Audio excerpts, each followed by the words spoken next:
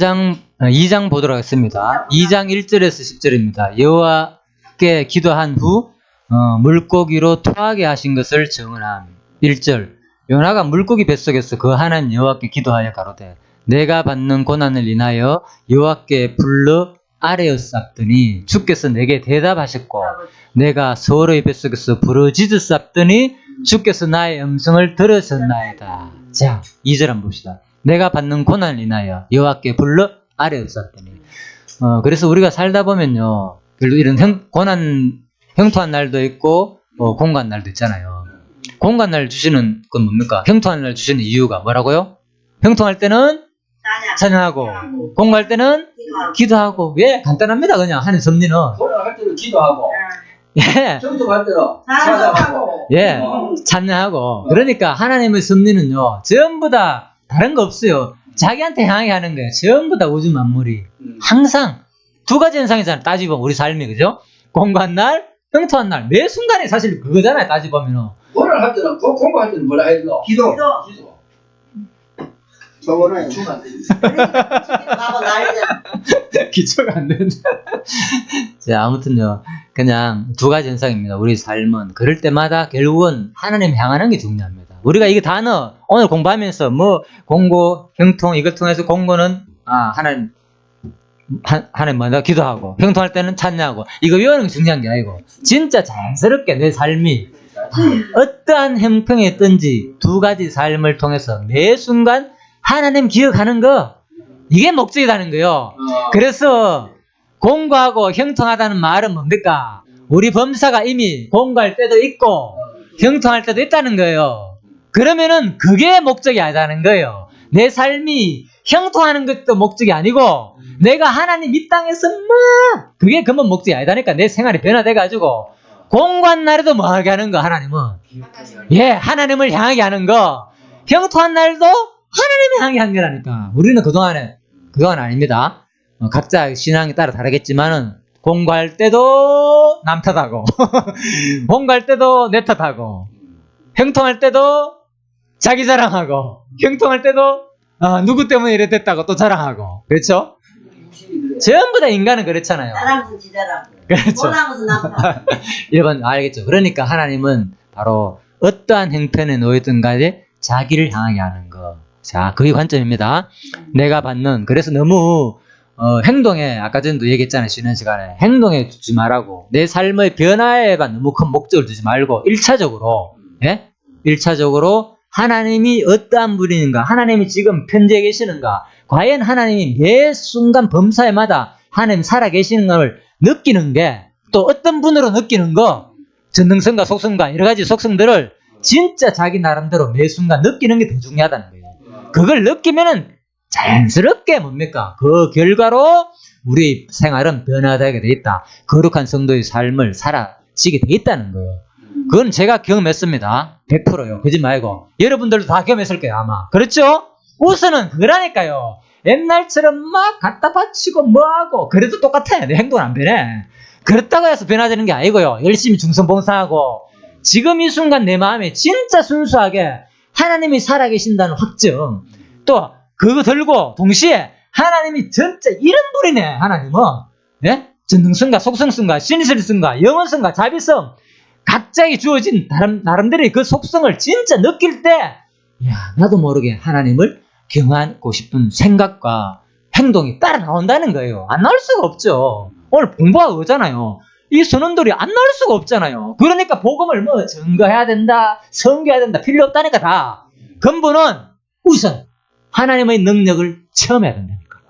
하나님이 살아계신다는 걸 삶 속에서 확정하는 순간 우리는 진짜 그리스도를 위한 삶을 살 수밖에 없게 돼 있는 거예요. 이 하나님 얼마나 대단합니까? 그런 하나님을 아는데 어떻게 견딜 수 있습니까? 적어도 우리 아들이 서울대 합격했다 이것만 해도 막 알리고 싶으면 난리 아닙니까? 솔직히 어디 뭐 판사가 됐다, 법관이 됐다 가만히 있겠습니까? 플랜카드 그래야지, 잔치 열어야지. 진짜 그렇잖아요. 어떻게 견딥니까 이거? 우리가 그러니까요. 바로 이 하나님을 제대로 알게 되면요 견딜 수 없어요. 이런 하나님을 알려주고 싶어가지고. 자, 아무튼 그런 여러분과 제가 되기를 바라는 마음에서 뭐 하나님께서 그것도 하게 하십니다. 여러분 마음 속에서. 하란 말이 아닙니다. 결코 그걸 보자는 거예요. 그때 야 하나님이 이렇게 알려주시더니 나를 이렇게 변화시키는구나. 그거에 목적이 있다는 거예요. 그거에 자 하나님을 알게 하는 거. 그래서 바로 서로의 뱃속에서 부르짖는 이 장면도 2절도 누구 얘기라고요? 누구 얘기라고요? 누가복음 22장 42절을 보십시오. 가라사대 아버지여 만일 아버지의 뜻이거든 이 잔을 내게서 옮기시옵소서. 지금 겟세마네에서 죽기 직전에 얼마나 고통스러웠습니까? 예.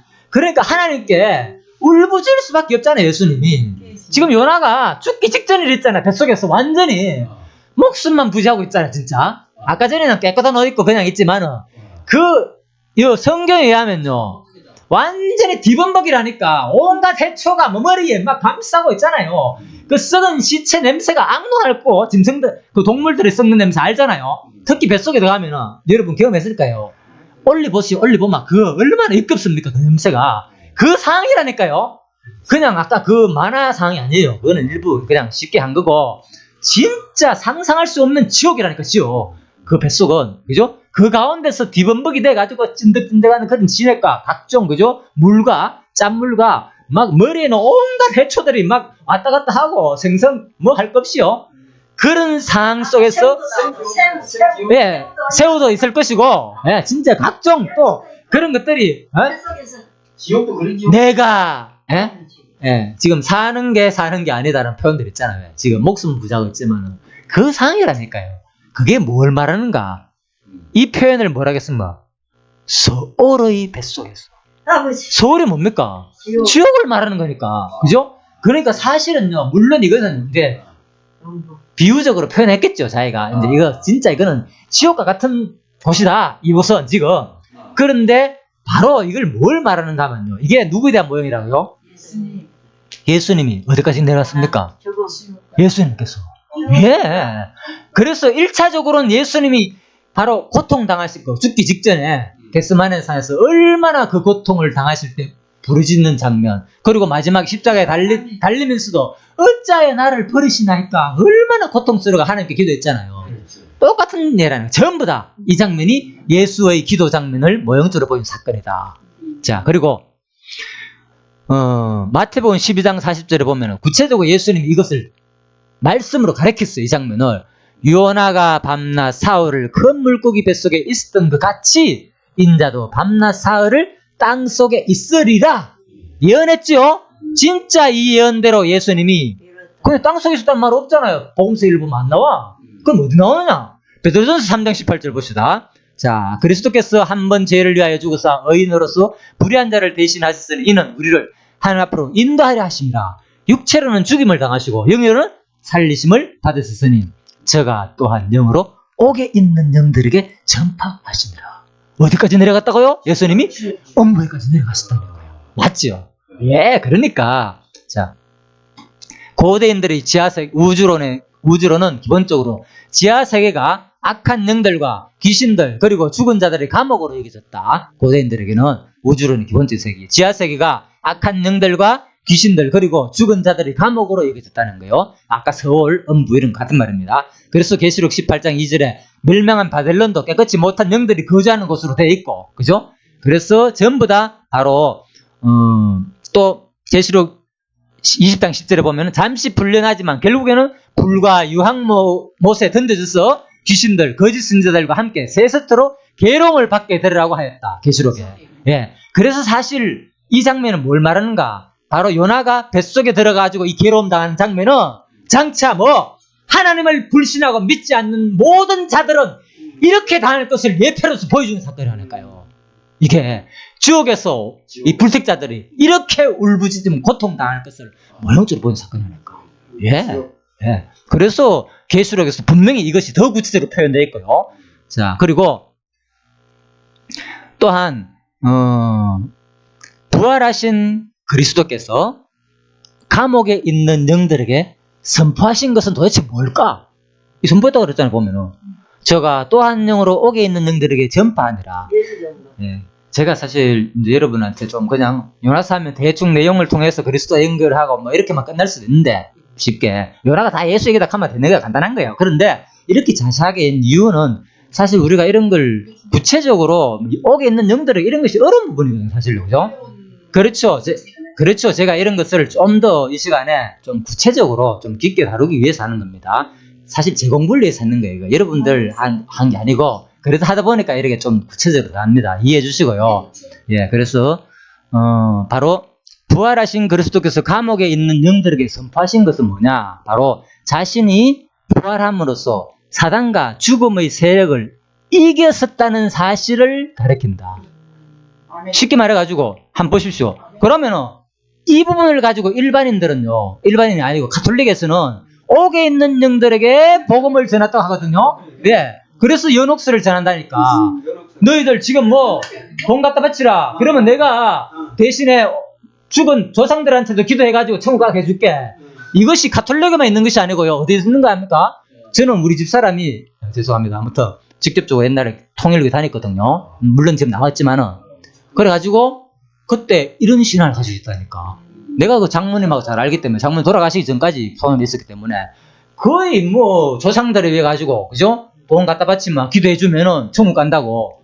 그렇게 했다니까, 통일을 와요. 실상 그런 거예요. 수많은 이단들이, 그죠? 예.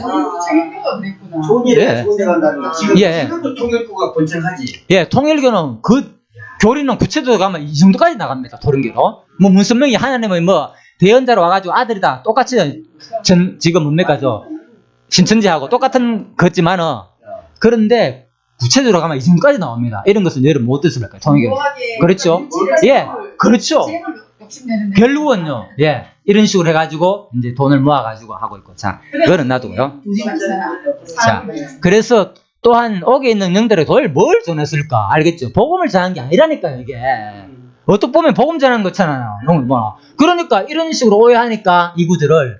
그래서 제가 말씀드린 게 이 장면이니까 바로 감옥에 있는 영들이 사단, 귀신들, 거짓 선지자들, 영들, 불신자들, 영들을 가리킨다고 한 맥락으로 볼 때, 부활하신 그리스도께서 감옥에 있는 영들에게 도대체 무엇을 선포했는가? 그럼 불신자 있잖아요, 여기에. 이들에게 복음을 전파했는가? 그게 아니고, 자신이 부활함으로써 사단과 죽음의 세력을 이겼다는 사실을 그들에게 가서 선포한다니까. 뭔 말이겠죠? 나를 죽였지만 그렇죠. 그 얘기를 하니까. 다시 살아났다. 그렇죠. 나 부활했다. 내가 살아있는 하나님이다. 네가 나를 죽이려고 하지만 나는 그렇죠. 결코 죽을 수가 없다. 예. 이것이다. 예, 그 얘기를 하니까. 그걸 선포하는 거. 그러니까 그렇죠. 나 다시 살아났다는 것을 선포하는 니들이 나를 죽이려고 했지. 예. 나 살았다. 이거 예. 선포하러 가는 그러니까 이 복음은, 그죠? 바로 두 가지가 형성되는 거예요. 말씀이 선포되는 것은 어떤 자는 구원의 말씀이 되는 거고, 어떤 데는 멸망의 빙계가 되는 거예요. 볼까요? 자, 십자가의 도는, 자, 로마 7장 16절. 예, 도가 멸망하는 자들에게는 미련한 것이고 구원을 얻는 자들에게는 능력이 되니라. 예. 1장 18절이래. 고린도전서, 그거만 대충 하는 거다. 로마 7장 16절. 예, 고린도전서 1장 18절에 보면 이런 말을 씁니다. 십자가의 도가 멸망하는 자들은 미련한 것이요, 구원을 얻는 우리에게는 하나님의 능력이다. 예, 그래서 1장 18절. 예, 하나님께서는 바로 복음을 선포한 거죠. 너희들은 수가 될 인간들이다. 너희들이 아까 말씀하신 대로 나를 이렇게 핍박했지만 봐라, 내가 부활해가 결국은 왔지 않느냐. 그래서 왜 믿지 않느냐. 그러니까 할 말이 없는 거예요, 그들이. 그러니까 그들의 잘못으로 안다니까요, 그들은. 이렇게 지옥 왔는 것을 우리가 하나님을 믿지 않아가 왔다고 느낀다니까. 하나님 작정돼가지고 우리 왔습니다. 이래 안 한다니까요. 맞아요. 예. 진짜 맞다. 하나님 작정 때문에 지옥 왔으니까 책임지세요. 왜? 예수님, 하나님 다 작정돼가 안 믿게 가 내가 여기 왔는데 왜 나를 여기에 갖tus습니까? 그럼 말할 수 있겠네, 이거든. 근데 아니다. 그런데 그것은 뭡니까? 피조물로서 멍청하다니까. 이미 이 당시에 들어가면은 그런 생각이 안 나는 거예요. 그러니까 살아있을 때 우리가 논리적으로 볼 때 로마서에서 말하잖아요. 네? 모든 것을 죄까지도 심지어는 하나님께서 합력하여 선을 이룬다. 그러니까 믿고 안 믿고까지, 예? 이방인들의 불신까지도 오히려 더 하나님의 의로움에 합력하여 선을 이룬다. 왜? 누구한테? 이방인의 불신이 유대인의 불신이 오히려 합력하여 선을 이룬다. 뭐 이방인들의 구원을 잇는 계기가 된다는 말인 거예요. 쉽게 말해가지고. 예. 모든 것이 또 뭡니까? 너희 믿지 않는 것조차도 합력하여 하나님의 작정한 뜻을 이룬다. 하나님 뜻이기 때문에. 그러니까 어떤 사람이 그런 말을 들으니까 그러면은 종이 한 사람한테 야, 너 왜 잘 못해? 왜 넘어지느냐? 왜 뭐 하느냐? 이거 전부 하나님께 돌리지 않느냐? 핑계를. 그걸 이상하게. 그러니까 그걸 이상하게 얘기잖아. 네가 감히 네기에 그렇지. 실문하느냐? 토기장의 비유를 갖다 대면서. 그렇죠? 인간은 하나님 앞에 피조물이기는 피조물. 한 상식 좀 생각해봤어. 지금 내가 진흙을 가지고 고운 그릇으로 아주 도자기로 고르청자로 만들어놨어. 그런데 한 용왕으로 만들어놓은 이 진흙이 나는 왜 이렇게 더러운 곳에 만들어놨습니까? 불편할 수 있습니까? 우리는 그 피조물이라니까요. 우리도 근본이 뭐라고요? 우리 근본은 아담 때 붉은 흙으로 만든 존재라니까요. 왜? 그러니까 그건 하나님 입장에서 논리가 성립 안 된다는 거예요. 인간들 입장에서는 왜 하나님이 나를 이래 만들었습니까? 당신 책임지십시오. 그건 아주 하나님을 무시한 하나님을 어디 입장에서 인간의 밑으로 끌어내려가 같은 동등한 입장에서 하는 말이다니까. 그 논리는 그래서 지옥에 가면요. 지금 고통당해 죽을 입장인데 당신이 이렇게 나를 만들었으니까 왜 나는 당신의 작정대로 왔는데 내가 왜 여기 살아야 됩니까? 그것은 말도 안 되는 논리라는 거죠. 아시겠죠? 이해가. 거기서는 어떻게 부러지는 줄 압니까? 그래서 지옥에 가면은 나오잖아요. 지옥에 가면은 그 표현들 복음서에 가면은 뭡니까? 지옥에 가면 비유가 나왔잖아. 어떤 부자가 거지와 있다가 나사로가 있었는데 가니까 하는 말이 그 부자가 하는 말이 어떻게 표현했다고 지옥에서? 부자가 하는 말이 그래서 고통을 나는 고통에 상해 당하고 있지만 제발 나사로한테 물 한 방울이라도 묻혀가지고 내 혀끝에 대가 서늘하게 해달라고 표현했잖아요. 그런데 거기서 왜 나를 뭐 작정 예정하면서 하나님 탓입니다 합리하고 있었습니까? 전부 다 누구 탓으로 돌렸습니까? 자기가 안 믿어가지고 왔다 돌린다니까. 인간은 그럴 수밖에 없는 존재인 거예요. 이미 그때 되면은. 지금은 우리가 이성이 있으니까 아직 뭔가 모르게 하나님이 어쩌고저쩌고 한데 하나님 보시기엔 아이고 이 피조물이 감히 니기에 힐문하냐. 그래서 우리가 하나님을 바로 알자는 거예요. 하나님은 얼마나 크시고 전능하신 분이 능력자라는 거, 절대자인 거. 진짜 우리는 하나님, 그런 하나님을 알면은 진짜 경외한다는 말이 뭡니까? 두렵고 떨리는 마음으로 하나님을 존경한다는 뜻인 거예요. 그런 마음이 있어야 되는데 그런 마음이 없으니까 그냥 뭐 죄 지어도 하나님 탓이고 안 지어도 하나님 탓이니까 내가 지금 육신의 소유가 살면서도 하나님을 우습게 본다니까. 그게 얼마나 교만한 태도입니까? 이제 아시겠죠? 이제 잘 모르니까 이제 걸렸다가. 네, 이제 아시겠죠? 그래서 그러한 태도들은 지옥 가면은 엄청 이제 후회하는 거죠. 어느 때 마지막 심판 때 예수님께서 완전히 이미 갔다 왔어. 지옥에 있는 건데 마지막 최후 심판 때도 다 알려지는 거죠. 바로 선포해버리니까 뭡니까? 이미 노아 시대 때 그 뭡니까? 하나님을 누구의 말을 노아의 말을 듣지 않은 사람들에게 결국은 그들이 감옥에서 진짜 맞네. 그때 노아의 말 들을 거 후회하면서 하나님께 제발 살려달라고 애원하면서 있다니까. 그때는 이미 살려달릴 기회도 없어. 그냥 당하고 있는 거야. 당하고. 그러니까 표현상에서는 그 지옥 간 부자가 여기 오면 안 되니까 제발 나사로를 보내가지고 저들에게 복음 전파해가지고 이곳에 오지 말게 하옵소서 하는 게 정상적인 사람이라니까요. 정상적인 사람이라면. 그러니까 우리가 그걸 배우는 거예요. 지금 성령의 말씀을 통해서. 이 땅에서는 나중에 지옥 가고 그러지 마시고 이 땅에서 하는 게 좋잖아요. 이미 지옥 가면 안 된다니까. 지옥 가는 사람이 여기 와서 외쳐봤자 효력 없어요. 산 사람이 외쳐도 선지자들이 외쳐도 안 듣는데 죽은 사람이 가가 외쳐가 듣겠느냐. 안 듣는다니까 이미 불신자들은. 그래서 우리가 살아있을 때 복음을 전가해야 된다는 거죠. 바로 살아있을 때 진짜 이 귀중한 일을 위해 가지고 한 사람이라도 마지막 죽기 전에 그죠? 우리가 하나님의 살아계심을 확인할 수 있는 이게 가장 큰 일 아닙니까? 이 땅에 살면서. 왜? 천하보다도 뭐가 귀중하기 때문에 한 영혼이 귀중하다는 거. 예, 그래서 제가 제 마음은 그런 거예요. 내 모든 것을 죽기 전에 오직 이걸 위해 살고 싶은 거예요. 한 영혼을 위해서, 천국 갈 일을 위해서. 왜? 천하보다 귀한 일을 난 하고 있으니까. 한영혼 복음 증거하는 일이. 야, 놀랍지요. 예, 그래서 우리가 이거는 지금 엄청난 일이라는 거예요. 내가 구원받은 것도 엄청난 일이고, 천하보다 더 귀한 구원이었고, 또 한 영혼을 내가 그리스도로 인도한다는 것은 천하보다 더 귀한 일을 하고 있는 거예요. 그런데 사실 우리는 빨리 복권 당첨돼가지고 세상에 이 영화 누리고 편하게 이 땅 살고 싶은 마음으로 까르쳤잖아요. 우리 인간은 육신에 있는 동안에 거의 다 이 재산을 어떻게 관리해가지고 자식한테 잘 물려줄까? 아니면은 어떻게 건강을 유지해가지고 평생 고생하지 않고 죽을까? 나 자신을 한번 보라니까. 지금 내가 진짜 하나님을 위한 삶인지 나 자신을 생각하는 삶인지 한번 여러분 돌아보시라니까요. 예. 그래서 이게 말씀을 제대로 더 가면요, 하나님 앞에서 나를 앞으로 어떻게 살까? 이게 선지자의 외침이라니까요, 전부 다. 이 당시에. 예. 그럼 우리 지금 상태에서 우리가 죽으면 이 지옥 가는가? 내가서 사. 주여. 예? 저는 모릅니다. 갈지 안 갈지는. 그거 몰라. 아무도 모릅니다. 아버지 권한인데. 아무도 모릅니다, 그거는.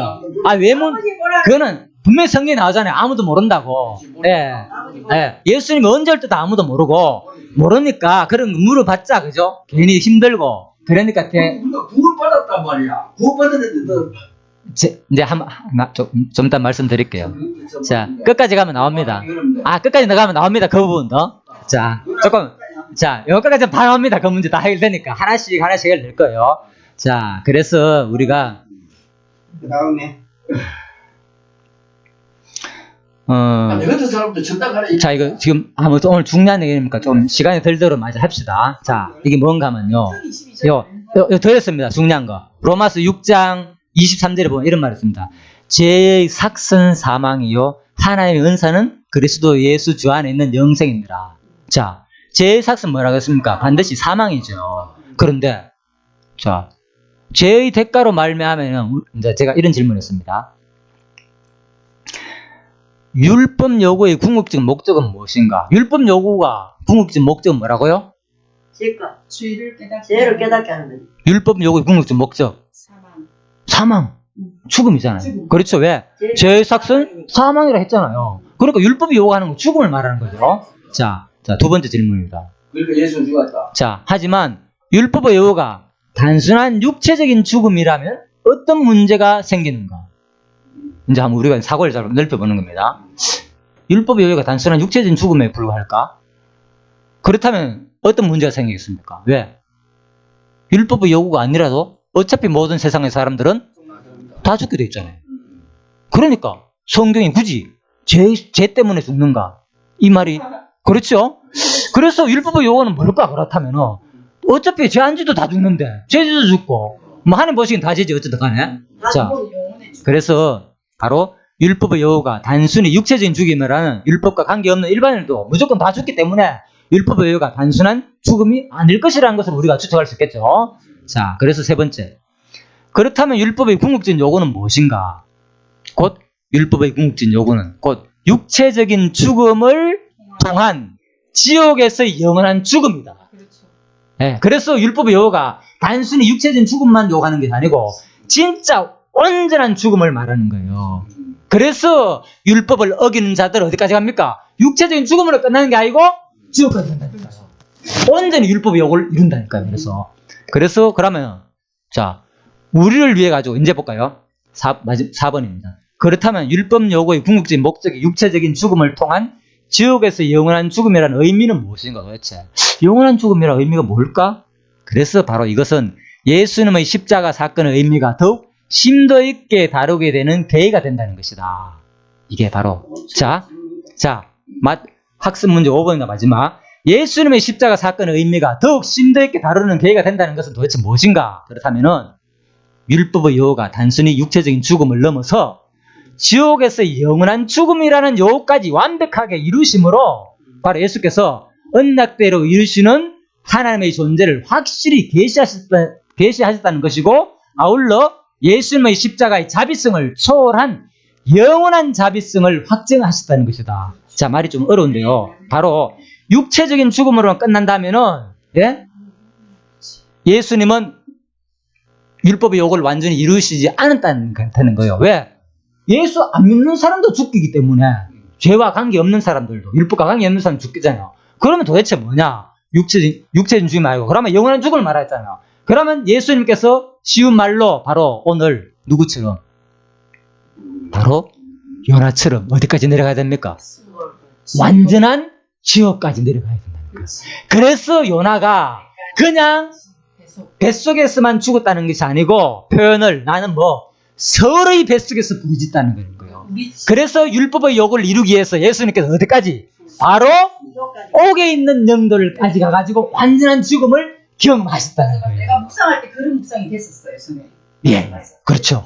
우리가 가야 지옥 가야 그렇죠. 대신 가신 거예요. 그렇죠. 그냥 우리가 죽을 고난을 대신 죽었다면 세상 사람들도 죽는단 말입니다. 그래서 그 정도의 요구가 아니고 율법의 요구는 완전한 죽음을 말하는 거예요. 육체적 완전한 영원한 죽음을 말하는 거. 영원한 죽음을 하려면 어디까지 가야 됩니까? 지옥까지 가야 된다요.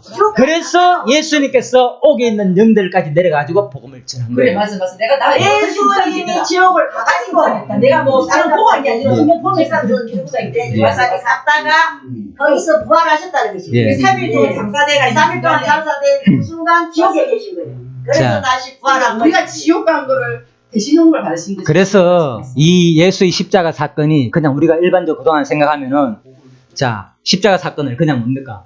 그냥 십자가에서 나의 고통을 위해 가지고 돌아가셨네 이 정도로만 생각할 수 있잖아요. 예수님 진짜 고생하셨습니다. 내 죄 때문에 이 정도가 아니고 심지어는 이것은 단순히 육체적인 죽음을 넘어서 지옥에서 영원한 죽음의 여우까지 데려주셨다는 거예요. 어디서? 십자가에서 우리가 지옥에서 당할 요나에서 표현된 이 영원한 고통을 지옥에서 온전히 십자가에서 온전히 다 우리 대가를 지불했다는 거예요. 율법의 요구는. 율법아 주고 지옥까지 갔다. 이것이 바로 십자가 사건의 진정한 의미라는 거예요. 포함된. 그러니까 이 십자가 사건을 제대로 알면은 얼마나 감사합니까? 영원히 고통당할 것을 예수님이 몸소 다 경험했다는 거. 예, 엄부리까지 내려가가지고. 예. 우리 죄를 못 예. 예. 위하여 십자가 그렇죠. 중한 고통 예.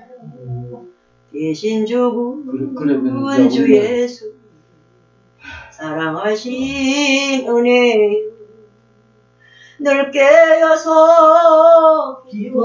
기도하고 저 천국을 바라며 주님만을 기다리며 어찌 찬양 안 할까. 예, 그래서 제가 감사합니다. 그래서 사실 이 부분을 하면서요. 그냥 참 하나님께서 오늘 이 공부를 통해서 이게 단순한 십자가 사건으로만 그동안에 많이 생각했는데 돌아가셨다는 그 자비성만 많이 생각했는데 이게 영원한 지옥의 고통을 예수님께서 몸소 다 그것까지 우리가 당할 영원한 지옥 고통까지도 다 치르고 가셨구나. 예수님께서 몸소 지옥을 경험하심으로 말미암아가지고 그래 이사야 53장에 그는 실로 우리를 위하여 질고를 당하시고 예, 그래서 이제 그런 것을 제가 이제 같이 알 수가 있습니다. 그래서 너무나도 진짜 이 요나스가 진짜 복음 중에 복음이다. 구약의 복음 중에 복음이라고 생각이 들더라고요. 그래서 이제 우리가 예수님의 지체가 된 것이 너무 감사해요. 그렇죠. 예, 당연하죠. 예. 그렇게 지체로 인정한다면은 내가 구원 받은 거지. 예. 근데 내가 자. 구원 받은지 안 받은지 그걸 아까 물으셨잖아. 그러면 내가 예수 그리스도의 몸된 지체로서 내가 인정한다면 구원 받은 거지. 그렇지. 영접하는 자 그 입을 믿는 자들에게 하나님의 자녀된 인정하는 권세를 주셨다. 하나님 자녀된 권세. 분명히 나옵니다. 그거 말씀 잠깐 드리면요. 이랬습니다. 논리는 우리가 성경에 보면 있잖아요. 하나님을 아는 것이 그렇지. 뭐라고요? 영생. 영생이라고. 예. 그래서 하나님과 그렇죠. 예수 그리스도를 보내신 그분을 아는 것이 하나님과 보내신 그리스도를 아는 것이 영생이다. 그랬으니까 한번 보십시오. 논리적으로 볼 때. 그러면 뭡니까? 지금 우리가 공부하는 관점이 뭡니까? 구약에서 언약하시고 보내신 그리스도가 오실 성취하신 그분을 지금 알고 있잖아요. 알아가고 있잖아. 알아고 있잖아요. 예. 이렇게 생각하면 됩니다. 제 말 아니고 성경에서 그걸 아는 것이 영생이라고 했으니까. 그러니까 됐죠? 성경을 읽고 성경이 내 마음에 품게 되면은 자, 그것이 확신이 되는 거예요. 영생. 그래서 영생을 진짜 위한 참만하신 가 그렇죠. 되버리신 자 예수 그리스도 아는 것이 그 중요한 것은 나도 이번에 구조 때 예수가 그리스도라고 해서 아는 지금 거다. 천장모님 이야기한 거 아는 것이 영생이다. 그래. 거기에 초점을 맞춰갖고 명절 때마다 이렇게 와서 이 말씀을 선포할 수 있는 이게 엄청난 축복이다. 나는 그 말씀이 영생은 곧 유일하신 참 하나님과 그의 보내신 자 예수 그리스도를 예. 아는 것이 영생이다. 그럼 예수를 모르면 영생이 없어. 몇절인데? 저는 요한복음 17장 3절. 저는 신자 때 십칠 장 3절. 요한복음 17장 3절. 신자생활 한 1년 정도 자, 예. 나도 신자생활 1년 정도 했어요. 자, 많이 여십시오, 여러분들. 말씀이 예. 내게 딱 꽂히면 해버려. 자, 예, 내가 예, 풀어야 돼. 예, 내가 무슨 말 있을 때 확신 있게 딱 들어와 선포해. 버렸어요. 예. 영생은 곧 유일하신 참 하나님과 그의 보내신 자 예수 그리고 시작. 예, 좋습니다. 예. 그래서 이제 그건 각자 그죠? 역량대로 하시면 되고요. 예. 3절입니다. 자, 그래서 이 장면이 오늘 사실 이 부분을 저는 나름대로 진짜 중요하다 싶어가지고 제가 우리 교회 단체 카톡에도 올렸고요. 이 강의를 이제 참고하시라고 나중에. 그리고 자, 주께서 나를 깊은 속 바다 가운데 던지셨으므로 큰 물이 나를 둘렀고 주의 파도와 큰 물이 다 내 위에 덮었나이다. 자, 이것도 한번 볼까요? 나를 깊은 속 바다 가운데 던지셨으므로 누가? 주님입니다. 주님이 나를 던지셨으므로 하나님이 예수 그리스도를 돌아가시게 했다는 거예요. 그리고 큰 물이 나를 둘렀고 주의 파도와 큰 물이 다 내 위에 넘쳤나이다. 그러니까 이런 것들이 뭡니까? 표현이 바로 누가복음 22장 66절에 보면요. 날이 새매 백성의 장로들 곧 대제사장들과 서기관들이 모여서 예수를 그 공회로 끌어들여 주께서 나를 깊은 속 바다 가운데 던졌으므로 큰 물이 나를 둘렀고 고통당하는 장면이잖아요. 지금 많은 물들이 지금 나를 죽이려 하고 있잖아요. 그럼 많은 무리들이 지금 장로들과 대제사장과 서기관들이 모여가지고 예수를 공회로 끌어다가 죽이기 전에 직전 상태, 그렇죠, 둘러싸는 상태. 예, 이런 것들이 이제 음부의 가치가 고통당하는 장면이다. 파도 속에 갇혀가지고 주의 파도와 큰 물이 다 내 위에 넘쳤나이다. 내가 말하기를 내가 주의 목전에서 쫓겨났을지라도 다시 주의 성전을 바라보겠다 하였나이다. 그렇지만 반드시 뭡니까? 회복을 기원하고 있죠. 내가 비록 주의 목전 쫓겨나가지고 이렇게 죽을 지경이 이랬지만 틀림없이 회복될 또 알고 있어요. 나는 소망을 갖고 있죠. 그래서 한번 볼까요? 바로 누가복음 23장 3절 해골이라 하는 곳에 이르러 거기서 예수를 십자가에 못 박고 두 행악자도 그렇게 하니 하나님 우편에 하나님 좌편에 있더라. 자, 이거 한번 연결해 볼랍니까 누가? 해골이라. 쫓겨난 장면하고 해골이라 하는 곳에 이르는 장면하고. 그게 이제 요나가 예, 불순종으로 말미암아 예, 그 이제 고통을 당했잖아. 예. 뱃속에 뱃속에서 예. 있을지라도 예, 나는 주님을 바라본다는 것이죠. 예. 그 완전한 사망 상태, 희망이 없는 상태. 여기에서 해골. 그러니까 여기에서도 그 요나가 예, 주님이 그 물고기 뱃속에 그렇죠. 너가 예. 있을지라도 언젠가는 나를 다시 다시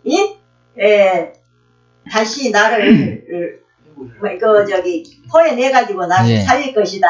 예, 그런 소망을 갖고 예. 성전을 바라보고 기도를 했다는 예. 그 뱃속에서. 예. 그와 같이 누가복음 23장 30절에 해골이라는 거, 예, 그 십자가 길을 해골이라고 그래, 갈보리 길을. 예, 그에서 십자가 그 있는 갈보리산에 거기서 있을지라도 예, 거기서 예. 이제 예수님께서 나를 다시 부활을 시킬 예. 것을 예. 그 이제 생각하는 것이죠. 그렇죠. 나를 이 하나님이 나를 지금 십자가에 지금 나를 여기서 고통받게 할지라도 이 하나님은 나를 다시 살릴 것이다. 그런 소망을 갖고 있어요. 그렇죠. 자, 예수님이 그 소망 그거야. 다시 예. 부활시키는 거야. 예. 두 행악자. 그래서 지금 요나가 그죠? 이스라엘에 있다가 그죠? 그 지역에서는 다시서는 완전 다른 지역이잖아요. 그까지 왔잖아요. 예를 들면 가다가 바다에서. 그런데 불구하고 그런데 그 지역에서 떠나가지고 지금 다른 이방 지역에 가가지고 지금 고통을 당하고 있잖아요. 떠났잖아, 일단. 그죠? 예루살렘 성전을 떠났잖아요. 예수님이 예루살렘에서 말씀을 전했잖아요. 마음껏 전했잖아요. 성전에서 가르치시고, 이렇게 자기가 유다 땅에 태어났으니까. 그렇게 하다가, 어디로 쫓겨났어요? 성전에서 그렇게 말씀 가르치다가, 죽기 직전에 다시 쫓겨났잖아요, 바깥으로. 성전 바깥으로, 밖으로 쫓겨났잖아요. 쫓겨나가지고 고통을 당하고 있잖아요, 지금. 예. 그 장면이다, 그 말입니다. 쉽게 말해가. 그렇지만은, 틀림없이 다시 뭡니까? 주의 성전을 바라봅니다. 다시 요나가 결국은 돌아가잖아요. 나중에. 돌아가듯이 똑같이 뭡니까? 요나스에서는 돌아간다는 장면이 안 나옵니다. 마지막에. 그렇지만은 틀림없이 돌아갔을 것이고. 그러니까 예수님도 다시 뭡니까? 부활하잖아요. 어디에서? 예루살렘 지역에서 다시 부활하잖아요. 죽었지만 결국은. 그죠? 아레마다 요셉의 그 장면에서 다시. 그러니까. 아리마다 요셉이 그거 예루살렘 성 안에 있었겠죠. 그렇겠죠. 예, 성 안에 있었으니까. 예. 그러니까. 자, 바로 이제 이런 장면하고 같이 연상된다 그 말입니다. 너무 구체적으로 연결했는데 그냥 참고 마십시오. 자, 5절. 물이 나를 둘러서되 영까지 하였사오며 기품이 나를 에워쌌고 바다풀이 내 머리를 쌌나이다. 아까 얘기했죠. 이 지옥 같은 거 바다풀 아까 전에 뭐 어떤 그 벌레 한 마리가 뭐 빠져가지고 했고 요나는 깨끗했는데 사실 그게 아니고 완전히 엉망진창이 된 거예요. 머리고 뭐가 가네. 그죠? 온 막 냄새와 뭐 여러 가지 상황으로 그 상황, 물이 나를 둘렀고 영혼까지 하였사오며. 심지어는 뭡니까? 영혼까지 뭡니까? 영혼까지 하였사오며. 아유, 육체만 물이 둘렀잖아, 지금. 뱃속에서. 그런데 표현은 뭐? 영혼까지 내가 이미 잠겼다, 죽었다는 거예요, 영혼까지. 그러니까 예수님이 어디에? 음부까지 내려갔어. 맞지? 이미 요나서에서 이 장면이 다 했다니까. 베드로서에만 있는 게 아니고. 그렇죠? 기품이 나를 에웠고 바다풀이 내 머리를 쌌나이다. 물론 이것은 어떤 문학적인 표현입니다. 표현이지만 분명히 이것은 그리스도의 모형을 볼 때 그리스도가 음부까지 내려갔다는 걸 확실히 모형으로 보여줬다는 거죠. 그래야지 논리적으로 볼 때 우리가 지옥에 갈 우리를 구원해 율법의 대가가 단순한 사망으로만 끝나면 안다면 그죠? 일반인들도 그렇잖아요. 다 죽는데 무슨 율법의 대가가 이루어집니까? 나도 가만히 있어도 저절로 율법의 대가를 이루는데 그런데 바로 율법이 요구하는 것은 영원한 죽음을 말하는 거다. 그래서 바로 영원한 죽음을 예수님이 몸소 경험해야 되잖아요. 그러니까 이미 구약 자체에서 다 보여줬다는 거예요. 모형적으로. 자, 이런 논리가 확립돼가지고 뭐 꼭 이렇게 연결 안 해도 괜찮습니다. 그거는. 근데 내가 이제 보면서 내 개인적인 생각에 진짜 예수님이 그냥 단순한 십자가 사건이 육신적인 죽음으로 끝나냐 안 하고 진짜 우리가 당하실 영원한 고통까지도 감당했다는 것을 말하기 위해서 내가 이렇게 연결했으니까 참고하시기 바랍니다. 그러니까 하나님과의 관계도 끊어져서 엘리엘리하면서 예. 그래서 이제 바로 또 군병들이 가시로 멜류관을 엮어 그의 머리에 씌우고 자색 옷을 입히고 그러니까 바다풀이 내 머리를 쌌나이다. 고통이잖아요. 지금 음부 가운데서 막 고통당하는 장면. 그리고 이런 것들 다 그리스도의 고난으로 예수님의 머리에 가시 멜류관에 썼는 거. 그죠? 이런 연결하고 다 할 수 있다는 거죠. 자, 이런 장면들은 제가 다른 분이 찾아내는 거 다 참고합니다. 제가 했는 거하고 연결하는 거하고 일부는요. 거의 다 참고했으니까. 자, 그래서 둘러싸우며 이런 표현들은 뭐냐? 철저히 포위하거나 에워싸는 모습을 말한다. 그죠? 그래서 이것도 오해 사용되는데 모든 은혜가 다 죽음과 환경에 갇힌 사람의 고통을 나타낸다. 그렇죠? 죽음의 환경에 갇힌 사람들의 고통을 표현한다. 자, 그래서 제가 원부까지 연결했고 바다풀이 자신의 머리를 감쌌다고 하니 바다풀 수프란 말인데 각종 해초. 자, 그런데 그가 바다 깊은 곳에 빠져들어 도저히 살 수 없는 상황에 처한 것을 보다 생생한 묘사하고자 사용한 것이다. 생생하게. 네, 이런 장면입니다. 그래서 6절 내가 땅의 뿌리까지 내려갔사오며 보십시오. 내가 산의 뿌리까지 내려갔사오며 왜 산이 있잖아요. 뿌리까지. 그 말이라니까. 밑에 지옥까지 갔다. 잠깐요. 일단 산은 뿌리는 산은 뿌리가 볼 수가 없잖아요. 근데 바다에 보면 산의 뿌리가 보이는 거예요. 그 무슨 말인가 하면은 그렇잖아요. 바다에 가지고 산이 지금 반쯤 잠겨 있는 상태잖아요. 우리 육지란 것은. 그러니까 이 표현이 그런 거예요, 지금. 물 속에 내려가면은 이제 물이 땅이라 보고 그 밑이 뿌리다는 거 쉽게 말해. 바다 밑에 있는 산이 뿌리다는 거 쉽게 말해. 산을 나무로 봤을 때. 그래서 이런 표현인 거예요. 그냥 내가 어디 산의 뿌리까지 내려갔어. 그러니까 요나가 뱃속에 뱃속에 그러니까 땅 밑에까지 내려갔다는 거 보일 거 아닙니까? 근데 그 뱃속에서는 그 산이 있는 밑에까지 보이니까 연결돼 있으니까 산하고 바다 그 산 자체가 그죠? 그런 표현을 보고 그리고 땅이 그 빗장으로 나를 오래도록 막았사오나 그죠? 나의 하나님 여호와여 주께서 내 생명을 구덩이에서 건지셨나이다. 실제로 아직 뭡니까? 어디 물고기 뱃속에서 나오지 않은 상태인데도 표현은 뭡니까? 이미 완료형으로 표현했잖아요. 자, 미래 완료. 그렇죠. 근데 히브리 가운데서 특징은 뭐냐? 완료형으로 쓴다는 것은 어떤 의미가 들었습니까? 완료형을 어떻게 쓴다고요? 미완료형인데 완료형으로 쓰는 것은 그 히브리 문학의 특성상 어떨 때 쓴다고요? 확실할 때. 어떤 일이 이루어진 확실할 때는 아직 구원하지 않는데 얻었다. 그러니까 요사한테 가나안 땅에 저거 너희들한테 주었다. 아직 정복하지 않은 사람한테 표현하기를 주었다 이렇게 나거든. 그렇죠? 그렇죠? 예, 그러니까 예, 확실성. 예. 자, 이런 것들은 이제 그죠? 히브리 문학의 한 표현이다. 예, 그렇게 보시고요. 그리고 틀림없이 바로 요나는 확신을 가지고 있다는 거죠. 그죠? 틀림없이 나를 구원해 줄 것을. 먼저 믿음을 주시고 확신이기 예. 때문에 완료형을 쓴 거예요. 하나님의 그 기도가 본성을 알기 때문에 기도도 그렇게 미완용으로 말해본 거야 요나. 믿음이 하나님 먼저 믿음을 주시고 자기가 불순종으로 이 고통을 당한 걸 알지만 회개하면 하나님께서 들어주신다는 예. 것을 확신했기 때문에 건져주실 것이다. 자, 조금 빨리 합시다. 내 영혼이 내 속에서 피곤할 때 요달라까지 하고 마쳐야 되니까 또 쉬어야 되니까. 자, 내 영혼이 내 속에서 피곤할 때 내가 여호와를 생각하였사더니 내 기도가 주께 이르렀사오며 주의 성전에 미쳤나이다. 무릇 거짓되고 헛된 것을 숭상하는 자는 자기 베푸신 은혜를 버렸사오나 자, 요거 너무 많으니까 설명합시다. 무릇 거짓되고 헛된 것을 숭상하는 자는 자기에게 베푸신 은혜를 버렸사오나. 그러니까 이런 것들이 이제 표현을 여기 보면요, 바로 본절은 문맥상 자연스럽게 연결되지 않고 이처럼 이탈한 것처럼 보인다. 갑자기 이런 말이 나오잖아요. 무릇 거짓되고 헛된 것을 숭상하는 자는 자기 베푸신 은혜를 버렸잖아. 갑자기 기도하다가 이런 얘기가 왜 나옵니까? 상대방을 어떤 비난하는 얘기가 나오잖아요. 내용 자체가 기도 가운데서. 그렇사오나 왜 그런데 이런 표현을 썼는가 하면은 이제 여기 주석에는 이렇게 돼요. 갑자기 이방 숭배자의 그릇된 신앙에 대한 지적이 나오기 때문이다. 뭐 문맥상 매끄러지 않다는 거예요. 쉽게 말해가지고 왜 그러냐? 이방 숭배자의 그릇된 신앙에 대한 지적이 나오기 때문이다. 그러나 본절의 내용은 여호와를 섬기는 자신과 헛된 우상을 섬기는 이방인들과 대조함으로써 그가 비록 불순종했지만 궁극적으로는 여호와 하나님의 신실한 종으로 살아가겠다는 결단을 강조하기 위한 표현으로 이해할 수 있다. 예, 정정 이해하고 넘어갑시다. 그래서 뭐 심판 때 두로와 시돈이 너희보다 견디기 쉬우니라. 그러니까 이스라엘 백성들이 거의 다 어떤 상태였습니까? 이스라엘 백성들이 지금 살면서도 이방신을 섬긴다 그랬잖아요. 이방신 안 섬긴 때가 없다 했잖아요. 거의 다. 여로보암 때도 마찬가지고, 그죠? 이스라엘 때도 마찬가지고, 우시아 때도 마찬가지고, 전부 다. 자, 그래서 그렇게 보시면 되고요. 그래서 가버나움아 내가 하늘까지 높아지겠느냐, 음부까지 낮아지리라. 참빛. 그래 예수님 당시에도 지금 이스라엘 백성들이 뭐라고요? 예수님을 영접하지 않는 사람들을 질책한 거죠. 그래서 이 간접적으로 요나서에서 이미 자기가 기도 가운데서 지금 이스라엘 민족이 지금 나는 이렇게 하나님을 고난 당한 데 있지만 틀림없이 그리스도의 회복을 소망하고 있는데 너희들은 아직도 헛된 것을 숭배하는 그들을 간접적으로 지적하는 거 있는 거죠.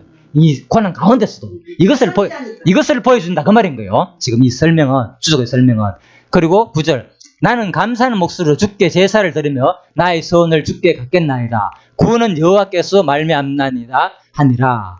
그래서 기도가 나의 감사하는 목소리로 주께 제사를 드리며. 놀랍죠. 지금 이 장면은 뭐 하는 장면입니까?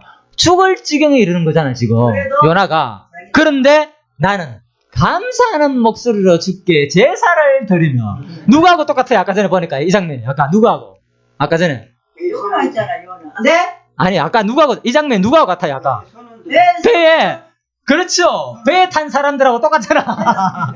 예, 감사하고 하나님 능력을 받는 거예요. 요나가 소원을 갚고 지금 자기가 비록 고통당하지만은 예. 이제 내가 순종하겠다. 죽을 지경에 이르렀지만은 이것이 우연한 사건이 아니고 하나님 전능자의 절대 계시라는 것을 확실히 믿는 거예요. 보았는 거예요. 그래서 바로 하나님을 감사하게 되고, 그러니까 그 다음에 죽게 제사를 드리는 마음이 드는 거예요. 예. 제사 드린다는 건 뭔 줄 압니까? 제사 드린다는 의미는? 제사 드린다는 의미. 재단을 쌓고 하나님 여호와를 경외한다는 거죠. 단순한 경외하고 그 차원이 아니고 제가 묻는 것은 그 이상이 있는 거예요. 그 이상. 제사라는 것은 선지직, 왕직, 제사직이 있잖아요. 그 제사직은 어떤 의미가 있어요? 죽어야 되나? 제사직은 죽는 거, 죽어가지고 내 대신 양을 잡아가지고 누구한테 드리는 거? 하나님께 드리는 거라니까. 내 죄의 대가로, 대속으로 드리는 거. 그러니까 요나가 지금 어떤 마음인가 하면은 이제 알았다는 거예요. 내가 선지자였는데 제사장 역할은 뭐였다는 거예요. 그런데 지금 진짜 하나님의 전능성과 자기는 선포만 했었는데 진짜 하나님의 전능성 능력을 지금 받는 거예요. 이 일이 하나님께로 말미암았다는 거. 구체적으로 내 때문에, 내 죄 때문인 거 알고 나니까 하나님의 전능성을 확실히 목도하니까 이제는 선지직뿐만 아니고 어디까지? 내가 이제 하나님께 드리겠다는 거예요. 제물 되겠다. 그렇죠. 내가 죽게 드리겠나. 나를 제물로. 하나님을 위해서 이제 뭡니까? 살겠습니다. 그래서 이거 하나님 존재와 하나님의 속성을 확인하는 만큼 중요한 게 없어요. 행동은 따라 나온다 그랬잖아요. 걱정하지 마시라니까요. 예. 예. 이게 확정이 될 때 하나님을 위해 내 모든 것을 주를 위해 드리고 싶은 생각이 든다니까요. 제사 드리고 싶은 마음. 예. 내 목숨까지 드리고 싶은 마음. 이게 뭐냐? 로마서에 하면 신령한 삶의 제사다. 로마서 12장에 의한다면은 그렇게 표현하는 거예요. 삶의 제사를 드리라 너희들은 이제. 그러니까 여러분과 제가 지금 이 하나님을 알아야만이 앞부분에 어떤 하나님, 로마서에 말하는 거, 예? 죄 가운데서 하나님의 능력으로 구원하신 의가 그 능력을 알 때에 12장부터 진짜 신령한 삶의 제사가 나온다니까요. 우리가 로마서에서 논리가 그래 됐거든요. 그러니까 하나님을 확정하지 못하면요, 우리가 뭐 주를 위해 산다, 뭔 주를 위해 살아, 전부 다 지 위해 살지. 죽기 전까지 어떻게 하든 간에, 그죠? 목숨 몇 년 하려고 그렇게 살잖아요. 우리 인간들이 거의 다. 뭐 누구예요? 없어요. 그래서 이 하나님을 알게 되면 내가 죽기 전에 진짜 내 모든 삶을 그리스도를 위해 살고 싶은 생각이 점점 생길 수밖에 없겠죠. 예. 예, 그것은 각자 하나님께 주신 분량만큼 달려있으니까 너무 걱정하지 마시고요. 자, 예, 어떤 사람은 진짜 막 순교도 하는 사람 나옵니다. 진짜. 예, 예.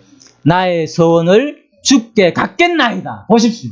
이제 내가 진짜 갖겠다는 나의 소원을 그리스도를 위해 살겠다는 거예요. 목숨 가가고 어디에? 앞으로 어디가? 얘네가 외치겠다는 거예요. 그거 가면 죽은 누나 마찬가지잖아요. 예, 완전 적이고 이방인 나라니까 목숨 가가면 못 가거든요. 특히 너희들 망한다 하면 잡아 죽일 수 있단 말이에요. 진짜. 예. 그래서 이런 고백이 나오는 거예요. 바로 근데 이 기도가 누구 얘기라고요? 전부 다 예수님의 간곡한 기도라는 거예요. 기도. 예수님의 기도다. 그래서 서원을 주께 갖겠나이다. 구원은 여호와께서 말미암나이다 하니라. 그 구원에 대한 확신 있죠. 자, 그래서 이 기도가 누구에게 한번 볼까요? 누가복음 9장 22절에 가라사대 인자가 많은 고난을 받고 장로들과 대제사장들과 서기관들에게 버림받고 죽임을 당하고 3일 만에 살아나야 하리라 하시고 외쳤다니까요.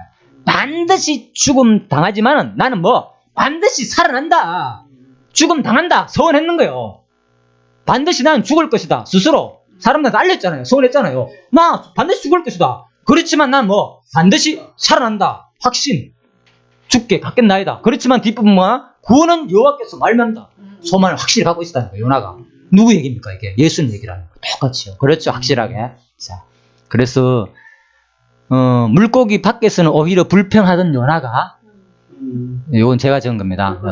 손문 있는 거. 목숨이 살았다는 것에 대한 진정한 감사가 나온다. 물고기 밖에서는 막 불평했는데 요나가 물고기 속에 들어오니까 그 안에서 뭐 상급만 해도 하나님에 대한 감사가 나오고 하나님을 위해 살고 싶은 생각이 난다니까. 그래서 제 경험입니다. 이거는 극도의 고난을 경험해야만이 하나님께 불평이 안 나오고 하나님께 매달린다니까. 우리 인간은 그때 하나님 살려만 주십시오. 이제는 뭐 죽기 전까지 온전히 1분이라도 내 아껴가면서 진짜 딴짓 안 하고 딴 데 관심 안 두고 오직 그리스도를 위해 살겠습니다. 이 고백이 나온다니까요. 이게 우리 모습이라니까. 알겠죠? 나탄 생활 뭐 이런 뭐 하나님 다 알아 하시겠지 뭐 이런 나탄 그거는 육신이 패날 때 하는 소리고. 그런데 긴박한 상황 진짜 지옥의 고통을 경험하게 되면은 그 마음이 든다니까요.